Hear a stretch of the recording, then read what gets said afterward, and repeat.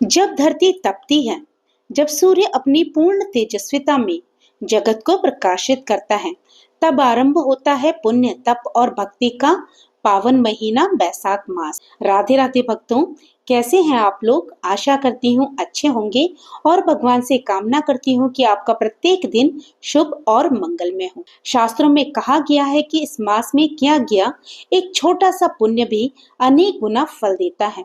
ये वह समय है जब भगवान विष्णु की कृपा विशेष रूप से अपने भक्तों पर बरसती है। बैसाख मास महात्म्य का प्रथम अध्याय हमें बताता है इस पावन समय की अद्भुत महिमा, इसके पीछे छिपे रहस्य और वह दिव्य उपाय जो हमारे जीवन को सुख, शांति और समृद्धि से भर सकते हैं। तो आइए श्रद्धा और विश्वास के साथ सुनते हैं बैसाख मास महात्म्य का पहला अध्याय। एक समय की बात है, नैमिषारण्य तीर्थ में शौनक आदि 88,000 ऋषियों ने पुराणों और वेदों के ज्ञाता श्री सूत जी महाराज जी से बैसाख मास महात्म्य सुनाने की प्रार्थना की। इस पर श्री सूत जी बोले, हे ऋषिवरों, भगवान ब्रह्मा जी के पुत्र महर्षि नारद जी से एक समय राजा अम्बरीश ने यही प्रश्न पूछा था और कहा था कि हे ब्राह्मण श्रेष्ठ, आपने सब मासों के महात्म्य सुनाए, परंतु मैंने सुना है कि बैसाख मास सब मासों में उत्तम है। इसलिए अब आप कृपा करके मासों में श्रेष्ठ वैशाख मास के महात्म्य का वर्णन करने की कृपा करें। इस मास में क्या दान करना चाहिए, उसका फल क्या है, कौन से कर्म करने से कौन से देवता प्रसन्न होते हैं, भगवान का पूजन कैसे होता है, ये सब मुझे विस्तार से बताइए। राजा अम्बरीश की बात सुनकर मुस्कुराते हुए नारद जी बोले, हे राजन, सभी मासों के महात्म्य को भगवान विष्णु ने लक्ष्मी जी से कहा था, वही भगवान ब्रह्मा जी ने मुझे सुनाया, उसी को मैं तुमसे कहता हूँ। वैसे तो सभी मास श्रेष्ठ हैं, पर भगवान विष्णु को कार्तिक, माघ और वैशाख महीने सबसे अधिक प्रिय हैं। इन तीनों में से भी वैशाख मास को अधिक श्रेष्ठ माना गया है। ये महीना माता के समान सब जीवों को मन इच्छित फल देने वाला है। इस मास के सेवन से प्राणी की समस्त अभिलाषाएं पूरी होती है। इस मास में धर्म, यज्ञ, तप, स्नान, व्रत आदि करने से प्राणी के समस्त पाप नष्ट हो जाते हैं। इस मास के देवता भी प्रशंसा करते हैं तथा इसके सेवन को लालायित बने रहते हैं।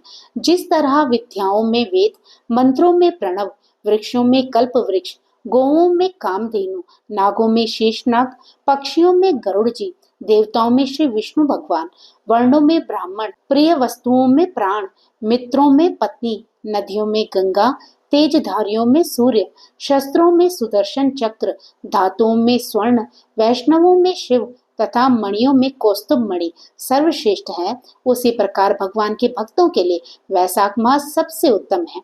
ये मास भगवान विष्णु की भक्ति उत्पन्न करने वाला है। जो प्राणी वैशाख मास के मेष राशि की संक्रांति में सूर्योदय से पहले स्नान करते हैं, उनसे लक्ष्मी जी सहित भगवान विष्णु अत्यंत प्रसन्न होते हैं। जिस प्रकार अन्न से सब प्राणी प्रसन्न रहते हैं, उसी तरह वैशाख मास में स्नान करने वाले सब पापों से मुक्त होकर बैकुंठ धाम को चले जाते हैं। जो व्यक्ति बैसाख मास में मेष राशि के सूर्य में प्रातः स्नान कर भगवान की परिक्रमा करते हैं, उन्हें 100 रास यज्ञों तथा 10 सहस्त्र अश्वमेघ यज्ञों के बराबर का फल मिलता है। वो समस्त पापों से मुक्त होकर भगवान की कृपा से बैकुंठ धाम को प्राप्त होते हैं। हे नरश्रेष्ठ, यदि प्राणी वैशाख मास का सेवन करने के लिए किसी तीर्थ में न जा सके, तो उसे अपने नगर के बाहर वाले किसी जलाशय के जल में ही स्नान कर लेना चाहिए। यम की आज्ञा से शास्त्रों में लिखे पाप उसी समय तक गरजते हैं जब तक मनुष्य वैशाख स्नान नहीं करता। परम पुनीत वैशाख मास में भगवान विष्णु की आज्ञा से समस्त तीर्थों के देवता सूर्योदय से 6 घड़ी तक जल के बाहर सब प्राणियों के हित के लिए ठहरते हैं, परंतु इस समय तक भी जो स्नान के लिए नहीं आता, वह उसको शाप देकर अपने धाम को चले जाते हैं। इसलिए इस मास में प्रत्येक मनुष्य को अवश्य ही स्नान करना चाहिए। राजन, धर्म के अनुसार वैशाख मास में स्नान करना सबसे अधिक शुभ कर्म है। स्नान करने से भगवान प्रसन्न होते हैं। जो वैशाख में स्नान नहीं करते वो अभागे होते हैं। इसके बाद नारद जी पुनः बोले, हे राजन, वैशाख के समान कोई मास नहीं है, सतयुग के समान कोई युग नहीं है। वेद के समान कोई शास्त्र नहीं है और गंगा जी के समान कोई तीर्थ नहीं है। जलदान के समान दान नहीं है। सुखी जीवन से बढ़कर कोई लाभ नहीं है। उपवास के समान कोई तप नहीं है। दान से बढ़कर कोई सुख नहीं है। दया के समान धर्म नहीं है।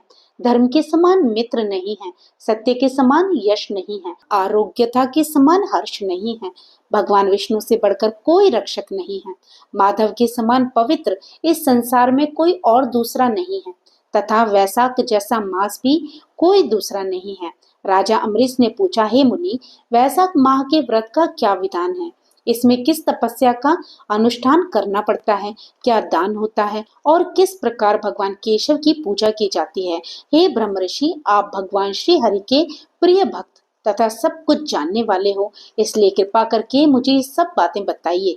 नारद जी बोले, वैशाख श्रेष्ठ मास है और भगवान विष्णु को बहुत प्रिय है। भगवान के प्यारे इस महीने को जो लोग यूं ही व्यर्थ गंवा देते हैं, वे धर्महीन होकर पशु योनि पाते हैं। उनका कुआं, बावड़ी, बाग आदि लगाना भी सब व्यर्थ हो जाता है। जो इस महीने में नियम पूर्वक भोजन करते हैं, वे भगवान के बैकुंठ लोक को जाते हैं। संसार में अनेक तरह के दान, व्रत और तप आदि हैं, परंतु उन्हें करने के लिए शरीर को बहुत अधिक परिश्रम करना होता है। इनको करके संसार में बार बार जन्म भी लेना पड़ता है, परंतु वैशाख मास में केवल स्नान कर लेने से ही प्राणी मोक्ष को प्राप्त होता है। सब दानों से जो पुण्य मिलता है और सब तीर्थों में स्नान से जो फल मिलता है, उसी को मनुष्य वैशाख मास में सिर्फ जलदान करके प्राप्त कर लेता है। जिसमें जलदान करने की सामर्थ्य न हो, वह दूसरों से कहकर जलदान करावें, दूसरे को जलदान का महत्व समझाएं। ये कर्म भी सब दानों से अधिक उत्तम है। तराजू के एक पलड़े में सब प्रकार के दान और दूसरे पलड़े में जलदान का पुण्य रखकर तोलें तो जलदान का पुण्य ही भारी होगा। जो मनुष्य वैशाख में सड़क पर यात्रियों के लिए प्याऊ लगवाता है, वह अपने करोड़ों कुलों का उद्धार करके विष्णु लोक में प्रतिष्ठित होता है। हे नृपश्रेष्ठ, प्याऊ लगाने से देवता, पितर और ऋषि सब अनंत प्रसन्न होते हैं।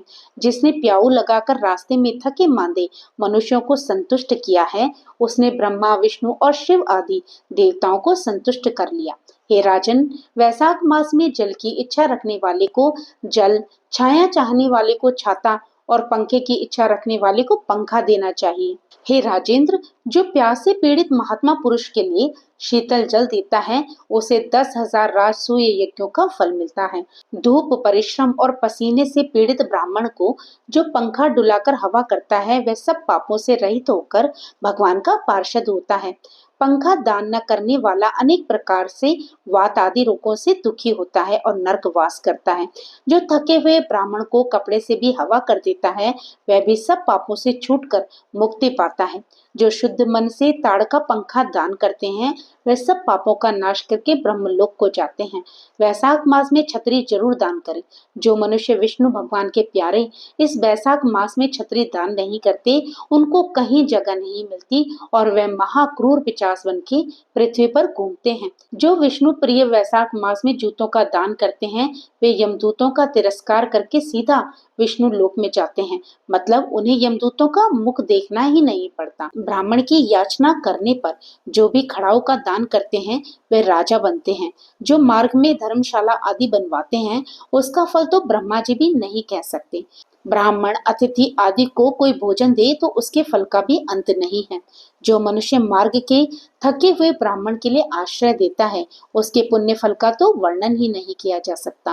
हे राजन, अन्नदान मनुष्यों को तृप्त करने वाला है, इसलिए संसार में अन्न के समान कोई दान नहीं। भूखे मनुष्य को स्त्री, पुत्र, घर, वस्त्र, आभूषण आदि कुछ भी अच्छे नहीं लगते। पेट भरने पर ही सब अच्छे लगते हैं, इसलिए अन्नदान के समान ना कुछ हुआ है और ना ही आगे होगा। विद्वान लोग अन्न के दाता को ही पिता मानते हैं, अधिक क्या कहा जाए। अन्नदान के समान संसार में और कोई दान नहीं है। जो वैशाख मास में थके ब्राह्मण को अन्नदान नहीं देता, वह पिशाच बनकर पृथ्वी पर अपना ही मांस खाता हुआ फिरता है। इसलिए हे राजन, अन्नदान में सभी धर्म निवास करते हैं। नारद जी से इतनी कथा सुनने के बाद राजा अम्बरीश ने कहा, हे देवऋषि नारद जी, यदि माधव मास सबसे श्रेष्ठ और भगवान लक्ष्मीपति को इतना अधिक प्रिय है, तो इस समय में स्नान करने की क्या विधि है? वैशाख मास में किस वस्तु का दान, कौन सी तपस्या तथा किस देवता देवता का पूजन करना चाहिए? कृपा करके ये सब भी मुझे बताइए। नारद जी बोले, हे राजन, देवादिदेव लक्ष्मीपति भगवान विष्णु सभी पापों का नाश करने वाले हैं। उन्हें नमस्कार करके चैत्र मास की पूर्णिमा को इस व्रत का प्रारंभ करना चाहिए। व्रत लेने वाला मनुष्य नियमों का पालन करे, शक्ति के अनुसार कुछ दान दे, हविष्य अन्न मतलब यज्ञ आदि में उपयोग लाया जाने वाला सात्विक अन्न या आहार करे, भूमि पर सोए, ब्रह्मचर्य व्रत में दृढ़ता पूर्वक स्थिर रहे तथा मन में भगवान श्री नारायण का ध्यान करते हुए कष्ट में तपस्याओं के द्वारा शरीर को सुखाए। इस प्रकार नियम से रहकर जब बैसाख की पूर्णिमा आए उस दिन मधु तथा तिल आदि का दान करें। श्रेष्ठ ब्राह्मणों को भक्ति पूर्वक भोजन कराएं, उन्हें दक्षिणा सहित धेनु दान दें तथा वैशाख स्नान के व्रत में जो कुछ त्रुटि हो उसकी पूर्णता के लिए ब्राह्मणों से प्रार्थना करें। तो भक्तों, आज का अध्याय यहीं पर विराम लेता है। इससे आगे का प्रसंग आप कल सुनेंगे। तो मुझे आशा है इन कथाओं को नियम से सुनने के लिए आप मेरे चैनल पर मेरे साथ जुड़े रहेंगे। अगर आपने अभी तक ये अध्याय सुना है तो इसके लिए आपका दिल से धन्यवाद। और इसी प्रकार की कथाओं को आगे भी सुनने के लिए प्लीज मेरे चैनल को सब्सक्राइब करना मत भूलिएगा। तो भक्तों, प्रभु का नाम लेते रहिए और पुण्य के भागी बनते रहिए। हर सांस के साथ प्रभु के नाम का सुमिरन करते रहिए, क्योंकि कलयुग केवल नाम आधारा, सुमिर सुमिर नर उतरहि पारा। जय श्री कृष्ण, राधे राधे।